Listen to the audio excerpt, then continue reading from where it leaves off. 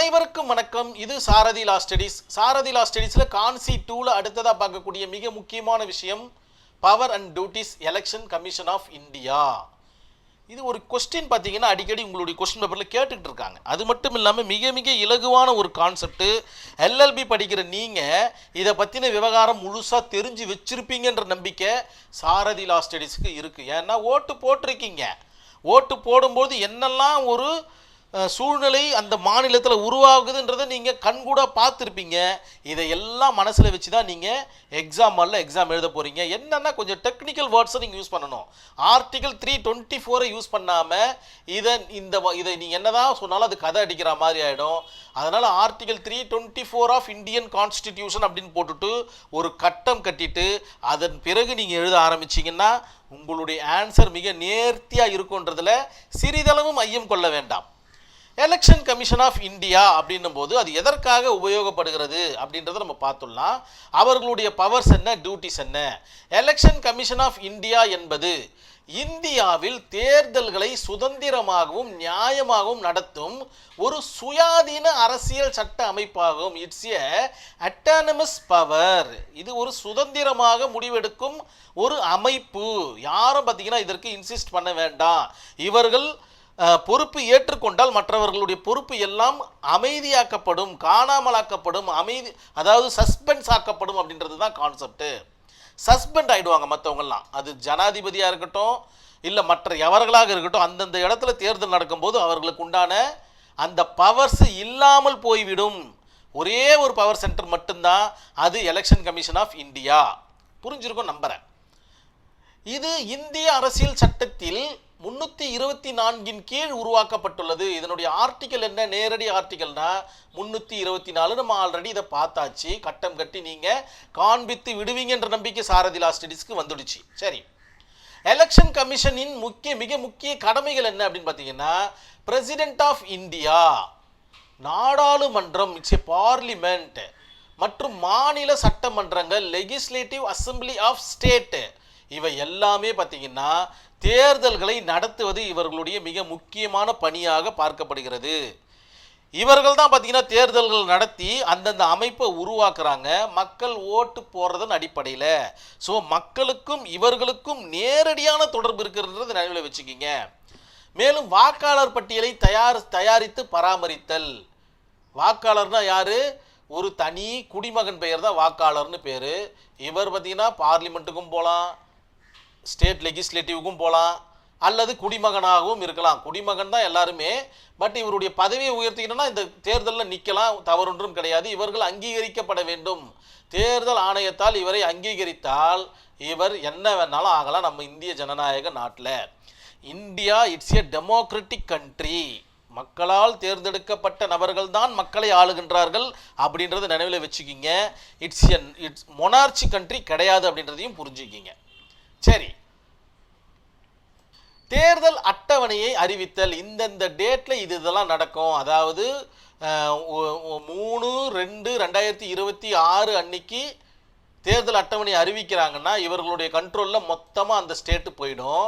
அதன் பிறகு தேர்தல் நாள், அதன் பிறகு பார்த்திங்கன்னா தேர்தலுடைய அதுக்கப்புறம் இவர்களுடைய பிரச்சாரம் முடிவடையும் நாள், தேர்தல் நாள், தேர்தல் முடிவுகள் அறிவிக்கும் நாள், இவ்வளோத்தையும் இவங்க அட்டவணையாக முதல்ல சொல்லிடுவாங்க. அதன் அடிப்படையில் தான் 1 by 1 நடக்கும்ன்றதை நினைவில் வச்சுக்கிங்க. இதெல்லாம் நீங்கள் தெளிவாக பேராகிராஃபாக எழுதணும், இல்லை பாயிண்ட்டாக எழுதணும்.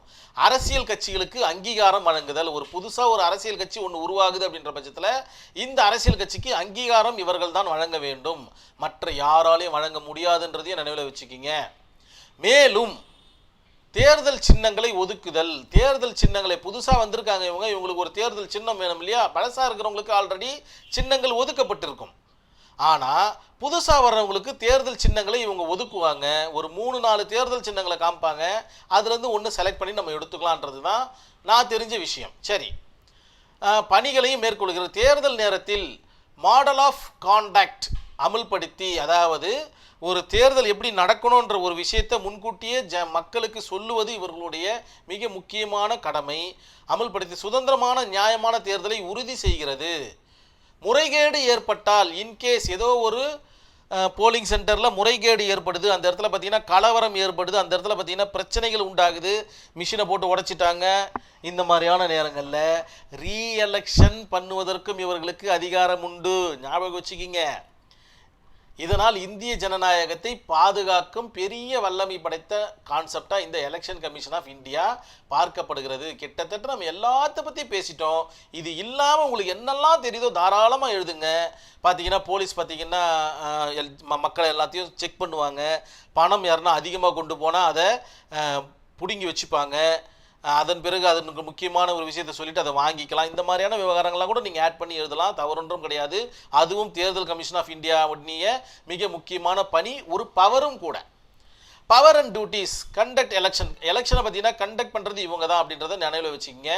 இந்த பாடி தான் கண்டக்ட் பண்ணிவிட்டு யார் ஜெயிக்கிறாங்களோ அவங்ககிட்ட அந்த நாட்டை ஒப்படைச்சிட்டு போயிடுவாங்க. மேக்கிங் ஓட்டர் லிஸ்ட் ஆல்ரெடி உங்களுக்கு தெரிஞ்ச விஷயந்தான். ஓட்டர் லிஸ்ட்டை இவங்க தான் தயார் பண்ணுறாங்க, பராமரிக்கிறாங்க. எல்லாமே பாயிண்ட்டாக எழுதுங்க. எலெக்ஷன் டேட் அனௌன்ஸ்மெண்ட் ஆல்ரெடி நம்ம அட்டவணையை பற்றி பார்த்தோம். எலெக்ஷன் டேட் மட்டும் கிடையாது, எந்த நேரத்தில் தேர்தல் பிரச்சாரம் நடத்தணும், எந்த இடத்துல தேர்தல் பிரச்சாரத்தை முடிக்கணும், நேரம் எல்லாத்தையும் இவர்கள் தான் முடிவெடுப்பாங்க. அது மட்டும் இல்லாமல் தேர்தல் நாள் என்பதையும் தேர்தல் முடிவு என்பதையும் இவர்கள் தான் முடிவெடுப்பார்கள். எலெக்ஷன் ஈவெண்ட் மேக்கிங், எலெக்ஷன் அதான் இந்த அட்டவணை பற்றி தான் பேசுகிறதா. இந்த ஈவெண்ட்டு என்னெல்லாம் செய்யணும் என்னெல்லாம் செய்யக்கூடாதுன்ற ஒரு விவகாரத்தை இவர்கள் தான் சொல்லுவாங்க. இது இவர்களுடைய பவராக பார்க்கப்படுகிறது. Given simple to parties, symbols கொடுக்கறது, அதாவது சின்னங்களை ஒதுக்கி தருவது இவர்களுடைய மிக முக்கியமான பணியாக பார்க்கப்படுகிறது. கண்டக்ட் ரீ எலெக்ஷன், ஏதாச்சும் ஒரு தவறுகள் ஏற்படும் பொழுதோ அல்லது ஒரு நபர், அதாவது ஒரு தேர்ந்தெடுக்கப்பட்ட நபர் எம்எல்ஏவோ இல்லை எம்பியோ இறந்து விட்டால் அந்த இடத்துல ரீ எலெக்ஷன் பண்ணுவது, இல்லை அந்த தேர்தல் போலிங் சென்டரில் ஒரு பிரச்சனை நடந்துச்சுன்னா அந்த பிரச்சனையை முடிச்சு வச்சுட்டு மறுபடியும் ரீ எலெக்ஷன் பண்ணுறதெல்லாம் இவர்களுடைய கான்செப்ட். அது மட்டும் இல்லாமல் அந்த போலிங் சென்டரில் நடந்த அது ஓட்டிங் கான்செப்ட் ரத்து செய்கிறது இவர்களுடைய மிக முக்கியமான அந்த டெர்மினேட் ஆஃப் ஓட்டிங் அப்படின்ற கான்செப்ட் இவர்கிட்ட தான் இருக்குது. அதே போல் ஓட்டர் லிஸ்ட்டை பார்த்திங்கன்னா சரிபார்த்து ஆட் பண்ணுறதுக்கும் இவர்களுக்கு உரிமை இருக்குது, நீக்கம் செய்வதற்கும் இவர்களுக்கு உண்டான உரிமைகள் இருக்குது அப்படின்றதை நினைவில் வச்சுக்கிங்க. ரெகனைஸ் பொலிட்டிக்கல் பார்ட்டிஸ், எந்த ஒரு புதிய பார்ட்டிஸ் வந்தாலும் அவர்களை ரெகனைஸ் பண்ணுறது இவர்களுடைய மிக முக்கியமான பணி. எல்லாமே உங்களுக்கு தெரிஞ்ச விஷயம்தான், அற்புதமாக எழுதிடுவீங்க. இந்த ஒரு கேஸ் ஸ்டடியை பார்த்துட்டா மிக அற்புதமாக உங்களுக்கு புரிய வந்துடும். Mohinder Singh Gill versus chief election commissioner, நேரடியான ஒரு கேஸ் ஸ்டடி. அது மட்டும் இல்லாமல் ஒரு லேண்ட்மார்க் கேஸ் ஸ்டடியும் கூட. 1977 ஆண்டு பார்த்தீங்கன்னா பஞ்சாப் மாநிலத்தில் நாடாளுமன்றம் தேர்தல் நடைபெறுகின்றது. ஸோ 1977 பஞ்சாப்னா நாடாளுமன்ற தேர்தல்னா எல்லா இடத்துலையும் தான் நடக்கும். ஸோ பஞ்சாப் மட்டும் இந்த இடத்துல சுட்டி காண்பிக்கிற அந்த தேர்தலில் பார்த்தீங்கன்னா மொஹிந்தர் சிங் கில் போட்டியிடுகிறார். இவர் பார்த்தீங்கன்னா அந்த இடத்துல ஒரு வேட்பாளராக போட்டியிடுகிறார். வாக்குப்பதிவு நடைபெறுது. வாக்குப்பதிவு நடைபெறும்போது பார்த்தீங்கன்னா அந்த இடத்துல தேர்தல் முறைகேடுகள் மற்றும் வன்முறைகள் ஏற்பட்டதாக தகவல் வருது இவருடைய அந்த ஏரியாவில். இதன் காரணமாக எலெக்ஷன் கமிஷன் ஆஃப் இந்தியா பார்த்தீங்கன்னா அந்த தேர்தலை ரத்து செய்கிறாங்க, மறு தேர்தல் நடத்த உத்தரவிடுறாங்க. இதனை எதிர்த்து இவர் என்ன பண்ணுறாருன்னா, இவர் ஜெயிக்கக்கூடிய நிலைமையில் இருக்கிறாருன்ற மாதிரி இவர் என்ன பண்ணுறாரு, அந்த மறு தேர்தல் நடத்துறதை எதிர்த்து உச்சநீதிமன்றத்தில் ஒரு மனு தாக்கல் செய்கிறார். அவர் என்ன சொல்கிறாருன்னா, எலெக்ஷன் கமிஷனுக்கு தேர்தலை நடத்த மட்டும்தான் உரிமை இருக்கு, அதை ரத்து செய்யும் அதிகாரம் இவர்களுக்கு இல்லை அப்படின்ற மாதிரியான ஒரு கான்செப்டை சொல்றாரு.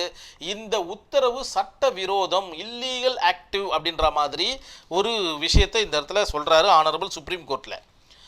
ஆனரபிள் சுப்ரீம் கோர்ட் இஷ்யூஸை ஃப்ரேம் பண்றாங்க. ஆர்டிகல் 324 கீழ் எலெக்ஷன் கமிஷன் எவ்வளவு அதிகாரம் உள்ளது, அவர்களுக்கு உண்டான அதிகாரத்தை எனக்கு சொல்லுங்க அப்படின்ற மாதிரியும். அதன் பிறகு இன்னும் ஒரு கொஸ்டின் அரோஸ் பண்ணுறாங்க. ஃப்ரீ அண்டு ஃபேர் எலெக்ஷன் நடத்த தேவையான நடவடிக்கைகளை இவர்களால் எடுக்க முடியுமா, அதாவது நேர்மையான அமைதியான தேர்தலை நடத்த இவர்களால் முடியுமா, அப்படி நடக்கலைன்னா இவர்களால் அதை ரத்து செய்ய முடியுமா அப்படின்ற மாதிரி 2 கொஸ்டின்களை பார்த்தீங்கன்னா ஆனரபிள் சுப்ரீம் கோர்ட்டு அரோஸ் பண்ணுறாங்க இஷ்யூஸில். ஆனரபிள் சுப்ரீம் கோர்ட் பார்த்தீங்கன்னா தீர்ப்பு வழங்குறாங்க. என்ன தீர்ப்புன்னு பார்த்தீங்கன்னா, எலெக்ஷன் கமிஷனுக்கு விரிவான அதிகாரம் உள்ளது, இட்ஸ் ஏ வானளாவிய அதிகாரம் உள்ளது அப்படின்ற மாதிரி சொல்லப்படுது. Election commission of India article 324 கீழ் தேர்தலை சுதந்திரமாகவும் நியாயமாகவும் நடத்த தேவையான அனைத்து அதிகாரங்களையும் பெற்றுள்ளது என்று மிக தெளிவான ஒரு ஜட்ஜ்மெண்ட்டை இந்த வழக்கில் சொல்லிடுறாங்க. Mohinder Singh Gill versus election commission of India. தேர்தலை ரத்து செய்யும் அதிகாரம் இருக்குதா அப்படின்னு கேட்டிங்கன்னா எஸ் இருக்குது. தேர்தலில் முறைகேடு, வன்முறை அல்லது தவறுகள் ஏற்பட்டால் எலெக்ஷன் கமிஷன் தேர்தலை ரத்து செய்து மறு தேர்தல் நடத்தும் அதிகாரம் உண்டு அப்படின்ற மாதிரி சொல்லிடுறாங்க. ஃப்ரீ அண்ட் ஃபேர் எலெக்ஷன் முக்கியம். ஜனநாயகத்தில் சுதந்திரமான மற்றும் நியாயமான தேர்தல் மிக அவசியமானது என்றும் நீதிமன்றம் வலியுறுத்துகிறது. அதன் பிறகு நிர்வாக அதிகாரம் ரெசிடியல் பவர் அப்படின்ற மாதிரி சொல்லிட்டு சட்டத்தில் குறிப்பாக கூறப்படாத சூழ்நிலைகளில் தேர்தலாக நியாயமாக நடத்த எலெக்ஷன் கமிஷன் எந்த நடவடிக்கையும் எடுக்கலாம் அப்படின்ற மாதிரி அற்புதமான ஒரு ஜட்ஜ்மெண்ட்டை Mohinder Singh Gill versus chief election கமிஷனரில் தெளிவாக சொல்லிடுறாங்க. இது எல்லாமே உங்களுடைய ஆன்சர் ஷீட்டில் இருக்கணும். அது மட்டும் இல்லாமல் இந்த கேஸ் ஸ்டடிலாம் பார்த்தீங்கன்னா லேண்ட்மார்க் கேஸ் ஸ்டடீஸ். ஏதாச்சும் ஒரு இடத்துல உங்களால் இடைச்செருகள் செருகி இந்த கேஸ் ஸ்டடி எழுத முடியுமா அப்படின்றத நீங்கள் கண்காணிச்சுக்கிட்டே இருக்கணும். இதுதான் உங்களுடைய தனித்திறமை. கண்டிப்பாக எழுதுவீங்கன்ற நம்பிக்கை சாரதி லா ஸ்டடீஸ்க்கு இருக்குது. நன்றி, வணக்கம்.